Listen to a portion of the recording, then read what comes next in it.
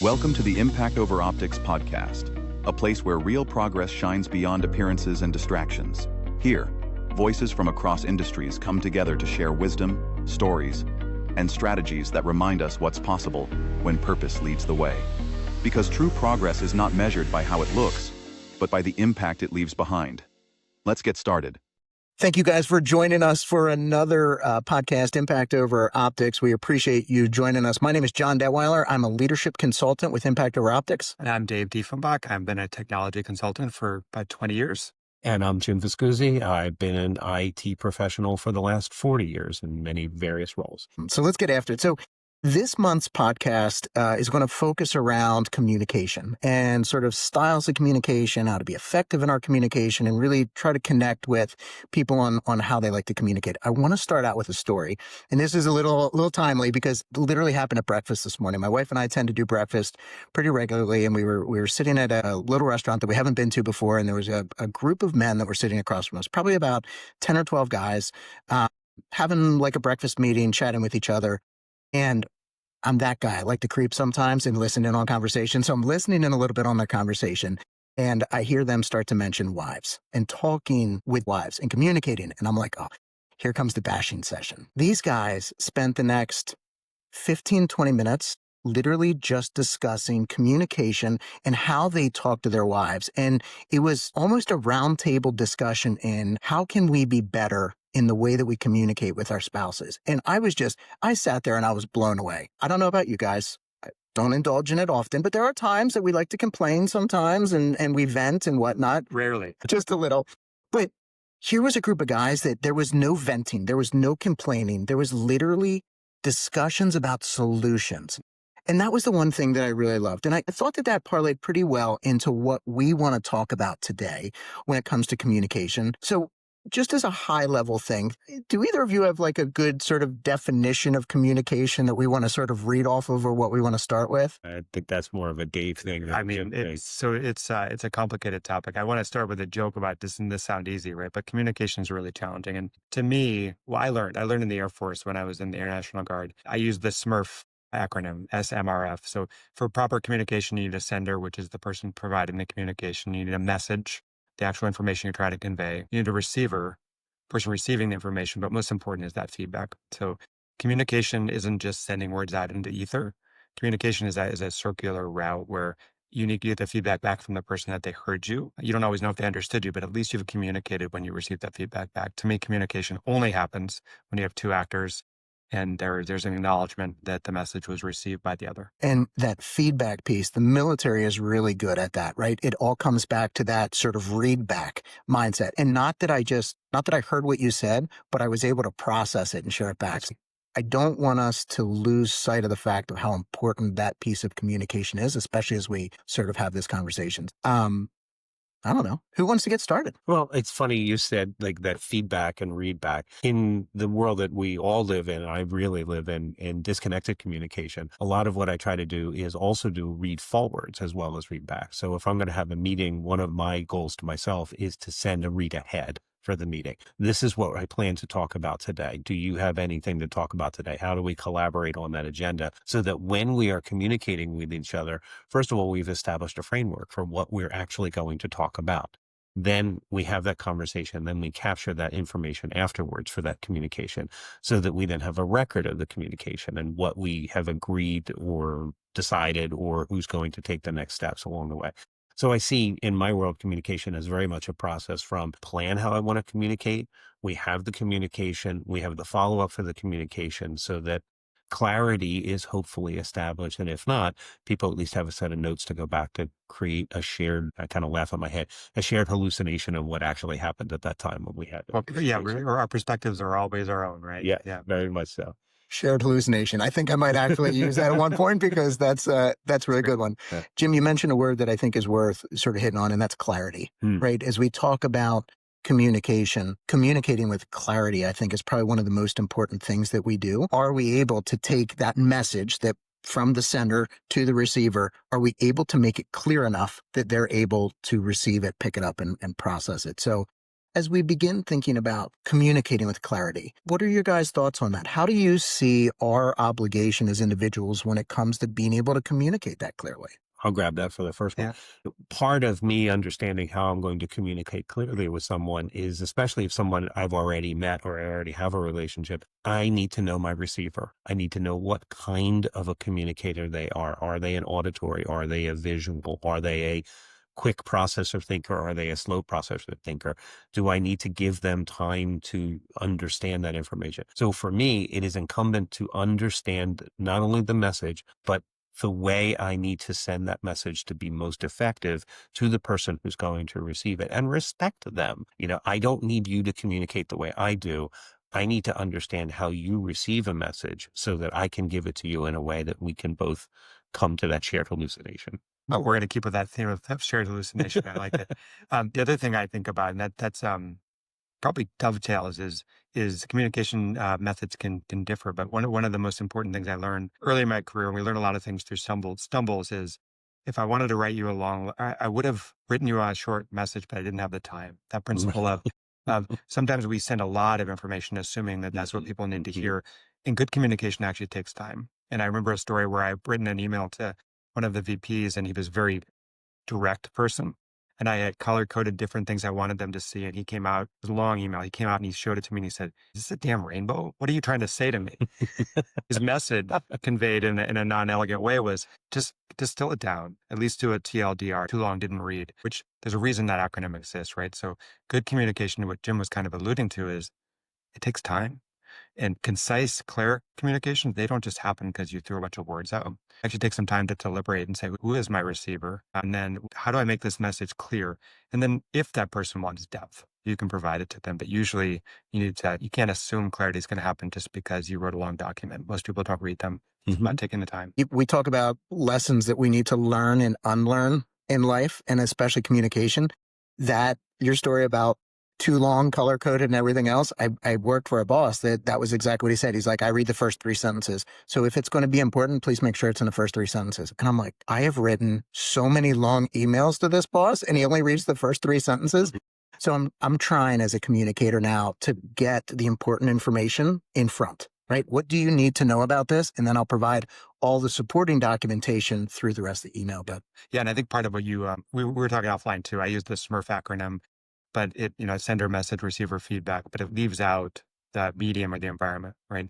So it's important also to know that that person may not want email communication, right? They might want text. They might want you to physically, I said this in a prior podcast, but do the hallway attack method. They might want, though, that brief conversation because they will hear you then. But we assume sometimes also that we've broadcast an email or sent a Slack message. We can see that it was read. Just because you saw it was read in the modern world does not mean that it was received. And it's really important. And you want to ask them back.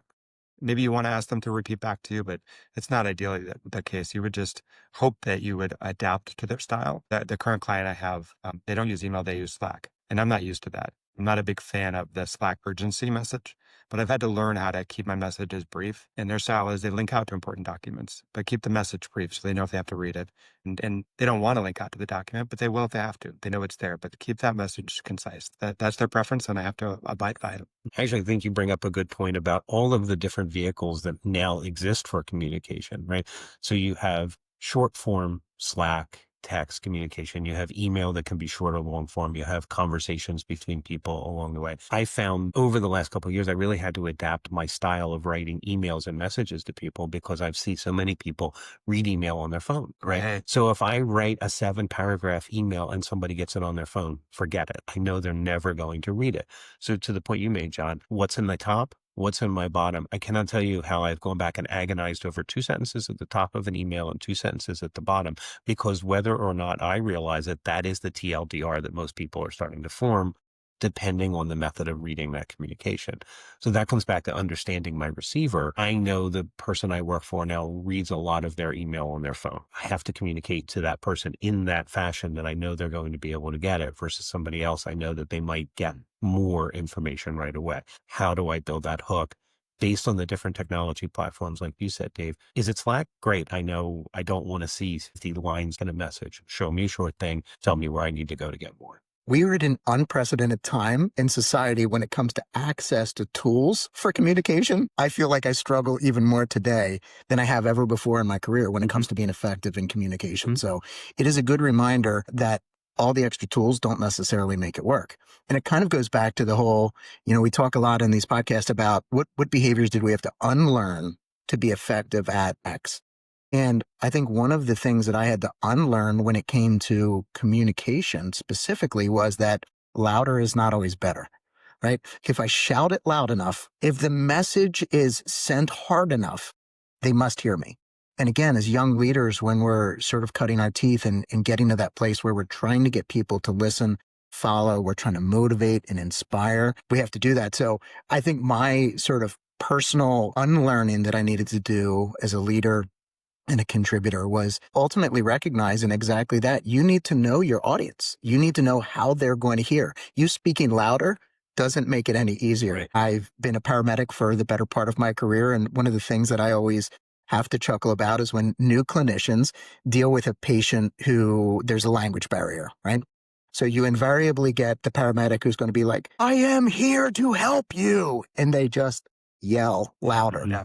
And again, as young leaders and as young communicators and contributors, I think I thought that, like, I just need to speak louder. Tell me about what you guys had to unlearn when it came to communication. You actually sparked an image of myself. I notice every time I go to a restaurant where there's a non-English speaker, or English is their second language, I use my hands a lot. And it brings up this, it's ridiculous because I'll have the French fries.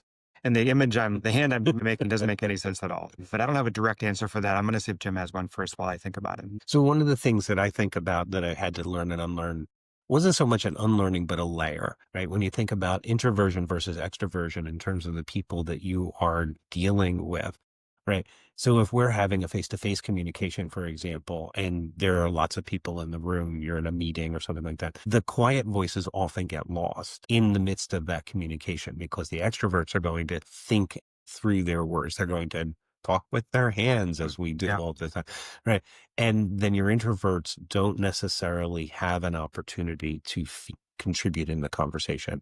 So one of the things I had to unlearn was, is somebody talking? Obviously they're engaged in communicating. That doesn't necessarily mean that they're actually engaged or that the introverted person isn't getting all of those messages. And then what do I need to do as the leader in that room to make sure I'm letting all of those voices be heard? I need to make sure that that communication style incorporates different personalities, different ways of processing information, different ways of sharing information over time. So I'm ready with an answer now. It's kind of two parts to it. It's one, I had to unlearn, or actually relearn, if you will, that not everyone needs to know everything. So when I'm talking about communicating with different people, sometimes I assume they need to know everything. And it gets obviously strategic background information that's private, they don't need to know, but sometimes I assume they need to know all the details. But the other side of that is sometimes I assume people understand the background and I jump in too fast. So you have to learn off of also and remind yourself is probably a better way that the person you're talking to, unless you have a long-term established relationship with them, isn't necessarily sure of what you're talking about. So you do have to slow down sometimes. And I tend to speak very fast. I have to remind myself to slow down. But even when I'm communicating with you guys, I have to remind myself to make sure that I'm checking in for evidence that you're understanding. Right. And if I see a look of confusion on your face, I can slow down and check in for an understanding. Those things are all things I had to sort of unlearn because I used to believe that communication was just about that transmission. And now I'm done. And it's much more about making sure the information is relevant for the audience and making sure it's clear. And I want to bridge that into a question for you guys, which is maybe to help me, maybe to help the audience. But we have, especially in the military and the paramedic world, we've got layers of organization. How do you help us and our audience? How do we communicate with clarity, but make it relevant to the element of the chain, whether it's horizontal, vertical, or lateral? What particular styles do you use to make sure your communication is relevant to your audience? Oh man, that's a great one. And again, for as much consulting as I do, I spent a better part of my career in public safety. So dealing with that chain of command was really a big piece of what we did. So when I think about vertical communication, when I would communicate up to my superiors, that was about simplicity. and clarity. Let's keep the message simple, because if they have questions, they are going to ask. That's their prerogative. That's their right. Communicating down to subordinates was a little bit different, because at that point then I felt a little bit more obligated to provide more communication, more information on what it was going to look like, what they needed to know. Here's steps 1 through 6 and how I want you to implement this. So I feel like my downward communication was a lot more comprehensive. My peer communication, so on the horizontal line, was different, because that, again, was much more conversational, and that was driven by the relationships. So in my current assignment right now, where I serve with several other chiefs, and we meet on a very regular basis to just talk about the way that we lead. So it's interesting, because at that level, I feel very comfortable, much like when I speak with the two of you, we can just have a conversation. So my sort of 3 levels, when I look at above me, concise, short, clear, to the point. Below me, comprehensive, making sure that it's digestible, but all the information is included. And when I look at horizontal, for me, it's very much about that sort of relational, conversational piece to it. Great. So, Yeah. So let me grab that and put another filter on it. So when I'm communicating up, a lot of times I feel like I need to keep in mind what the perspective is of that leader that I'm trying to talk to. So not only do I need to keep it simple, but anticipating in advance what questions I think they're going to need in that simple communication, so that they feel confident that whatever need they have is being met. So I know what you want. I'm giving it to you. I'm giving it to you in a concise fashion. The one that I had the most interest in was that sort of horizontal communication you were talking about. Because for me, in addition to it being relationship building, is also story building. We're trying to figure out a way, even though we may have overlapping goals, we don't necessarily have congruent goals. So how am I building a story that says the thing that I'm actually talking to you about is something you need to be interested in, or you and I are going to find a way to negotiate some way where we're both getting something out of that communication and whatever subsequent actions we're going to take afterwards. And then kind of like you, Dave, in a way, when I communicate lower in the chain, I tend to spend a lot of time over communicating into that group, trying to push all that information down. I live in this world sometimes where I think, well, if they just knew all the vision, they would be great and they would understand and they would be able to execute it. And a lot of times I have to remember they're actually working on the tasks that I gave them, and they don't need to know all the pictures. They just need to get a clear communication as to what their next step is. That's great. Yeah. And just a story to dovetail on that. I worked at a company that was making a major strategic move. They were going from working with distributors to going direct with their sales model. And for 6 months, they did a master class of communication, and they hired a professional to come in and do it. And they communicated at all levels. Everyone knew what was going on at the company. Everyone knew that their role was to participate, and somehow magically no one outside of the company knew that this was going on. So it was a master class in communication, though, because it was really, really important. Everyone knew this was important, but everyone not only knew the strategic importance, because this, again, professional communicator, they also knew their role in this communication, which is so important. And I think we don't oftentimes have the luxury of that sort of professional communicator. So we kind of have to step in that role.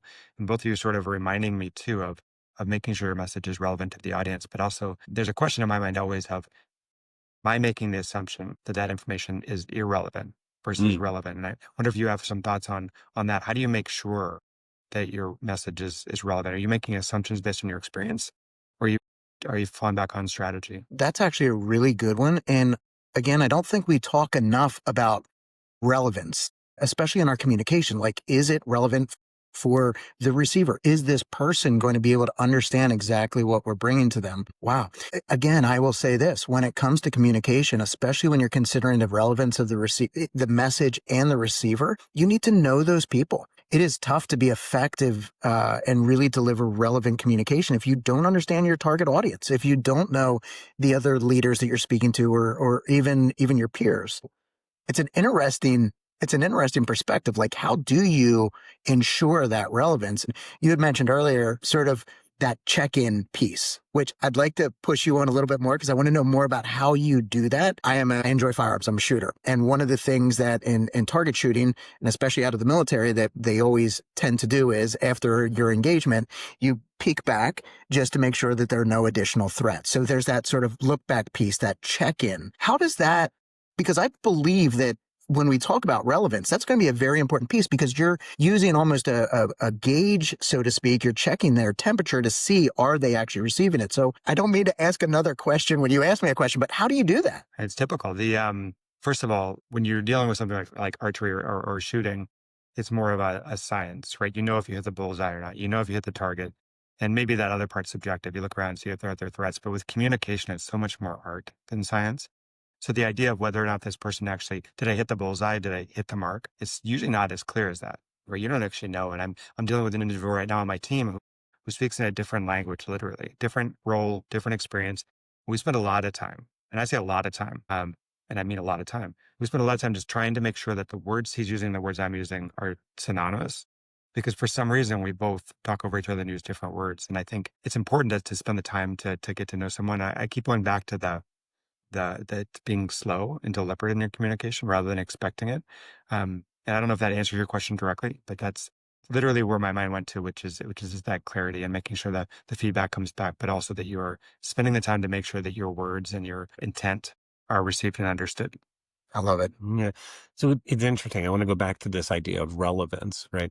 So what you were talking about, John, is knowing that communication between your audience. When you're first starting anything with somebody new, what it made me think of was the whole storming, forming, norming, team development thing.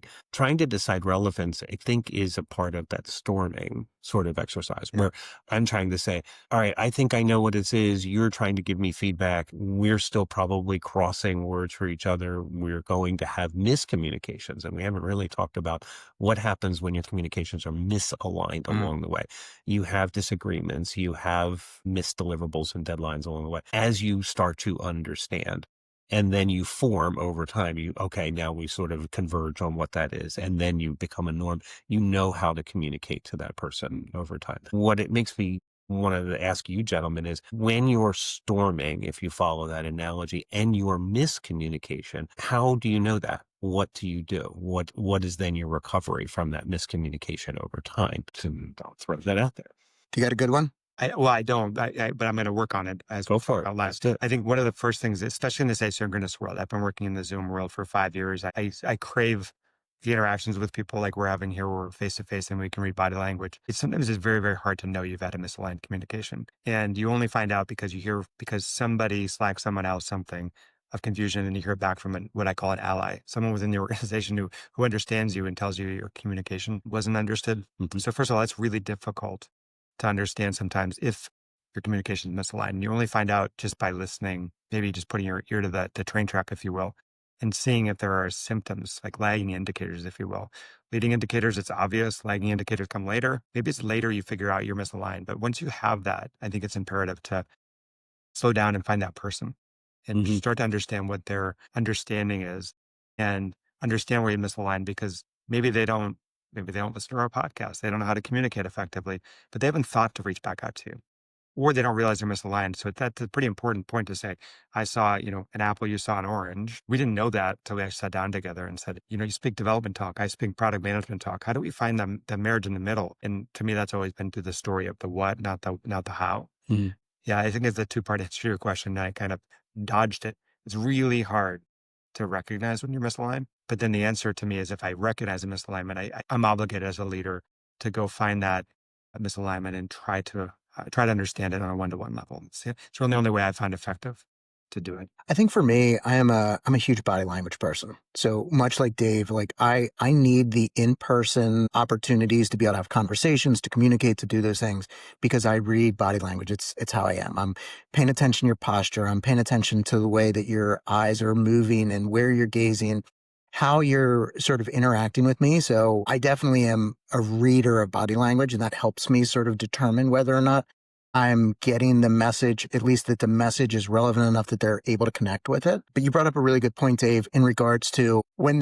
you recognize that the message has not happened, you have an obligation to be able to be like, pause. What do we need to do to realign? What do I need to be able to do to get this message back? So I think that that's incredible. Can I add more to that too? Because I think, and I don't want to sound callous at all too, but sometimes the person at the other side of that communication might be either intentionally misreading it, or their contribution to the project may not be super important. They may have a secondary role, and they've got a different. I oftentimes take that type of person and just set it aside.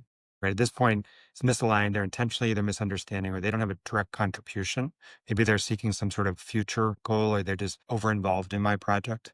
But if they're not directly involved in my project, and I hear that they're miscommunicating, I don't spend a lot of time with that person. I want to make sure that the organization understands, but I can't be responsible for every individual, just the members of my team. And I think that gets about that horizontal and vertical. Let the people above me make sure they're communicating more clearly with everyone else. It's not my job to make sure the entire org gets what I'm doing. Just the people on my team and above. Yeah. So I take that as key stakeholder feedback is important to you. And when you're looking at that key stakeholder feedback and you're seeing from other parts of the organization that you're not getting the kind of alignment, then you own that responsibility to go back and recommunicate again, which gives us that storming to forming sort of model where you can say, okay, now I know we're communicating and this isn't as effective as I want. So I'm trying to get back to a feedback cycle is important in communication no matter what. But let me go back to John's early story, and I'm going to come back to you, Jim. Mm-hmm. He was at breakfast this morning. He saw a symphony of beautiful communication happening, right? Mm-hmm. He read the music and he said, this is amazing. How do you know that great communications happened? How do you know the feedback? Is it same as John with body language? Are there other elements that you know you've communicated well? Yeah. So what's interesting to me is you guys talk about body language and we talk about asynchronous or remote communication. Almost all of my communication is through Zoom. So the thing that I listen to is actually not so much body language, but auditory tone and cues for people. So when I'm in a meeting and we're communicating and people are laughing or people's tone is light, to me, that says they're at least in a receptive place for communication. And that's one of my first cues. And then the thing that I'm next looking for is a kind of banter that comes back and forth. This is something that I try to emphasize within the teams that I get the privilege to work with is, hey, let's just be light. Let's be fun. We're going to have a communication that allows you to feel comfortable that you can be light in the communication. And then you can say, this is what I thought I heard. I'm not sure that's not what you actually meant. Okay, great. So the more informal and the more light it is, the more I hear that in their tone and the more I try to just emphasize and build that in the way we communicate in general. I love it. I absolutely love it. Gents, this has been a great conversation again. Really appreciate the feedback on communication. We always ask our guests a very simple question when we finish up. So I want to ask you guys that too. What do you want our listeners to walk away with today in the message that we talked about? What's the take home? The biggest take home for me is communication is work. It doesn't happen just because you send a message out, and to be patient and spend time with it. It's probably one of the most important things you invest in. Is communication and this is a life message too. So don't just think about this as work, right? John mentioned they started out as a conversation about grown men having a breakfast and communicating. It's an investment. It takes time and it's worth the investment and the time. Yeah. And I would take that and add to that. It's very personal. Communication is very much an individual thing, even when it is a leader to a group. Right. The group has a personality. You need to understand that personality and tailor your communication methods to whatever that personality of that group is. And then as a leader, the other responsibility you have is to build a group that has a personality that will respond to the communications that you have. And I would say for me, what I would like people to take away is recognizing the fact that there are only certain components to communication that you actually own, right? Mm-hmm. I own myself, the words that I use. There's a piece of the message, a good piece of the message that I own. I do not own the receiver's component. They're the ones that have to get it. And frankly, the environment or even the feedback piece, unless that gets managed, I don't own all of that either. Own what you can. Make sure that you're communicating well. Make sure that you're focusing on clarity and really driving that direction. So this was a great conversation, guys. I really appreciate it. Again, I'm John. I'm Dave. And I'm Jim. Thanks for joining us on Impact Over Optics podcast. We look forward to our guests this month to talk about communication. So hope you guys join us. Thanks again for joining us on the Impact Over Optics podcast. We hope today's insights sparked fresh ideas and reminded you of the power of purpose-driven work. Please share this episode with others who believe in real change, and join us again as we continue to look beyond appearances and focus on the impact that truly lasts.